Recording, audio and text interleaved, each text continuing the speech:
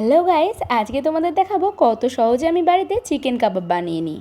তো প্রথমেই আমি এখানে বোনলেস চিকেনটাকে লেবু আর টক দই দিয়ে মাখিয়ে এতে একে একে অ্যাড করে দিলাম রসুন বাটা, লবণ, শুকনো লঙ্কার গুঁড়ো, কাশ্মীরি লাল লঙ্কার গুঁড়ো, গরম মশলার গুঁড়ো, কাসুরি মেথি আর সাদা তেল।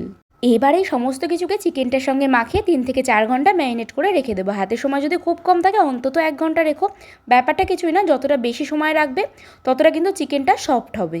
এবার এইদিকে একটা মিক্সার বলে ধনেপাতা, কাঁচা লঙ্কা, আদা, 2-4 কোয়া রসুন, অর্ধেক পেঁয়াজ, লেবুর রস, চিনি, বিট লবণ, টক দই দিয়ে একটা পেস্ট বানিয়ে কাবাবের সঙ্গে সার্ভ করা গ্রিন চাটনিটা বানিয়ে নিলাম।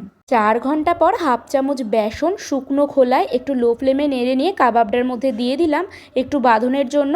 তারপরে এগুলোকে স্কিওয়ারে কেটে ফ্রাইং প্যানে তেল আর বাটার গরম করে ওলটপালট করে ভেজে নিলাম। স্মোকি ফ্লেভারটা আনার জন্য চিকেনটাকে গ্যাস ওভেনেই পুড়িয়ে গ্রিন চাটনির সঙ্গে সার্ভ করলাম। রেসিপিটা কেমন লাগলো কমেন্টে জানিও, ভালো লাগলে একটা লাইক করে দিও। আজকের মতো টাটা।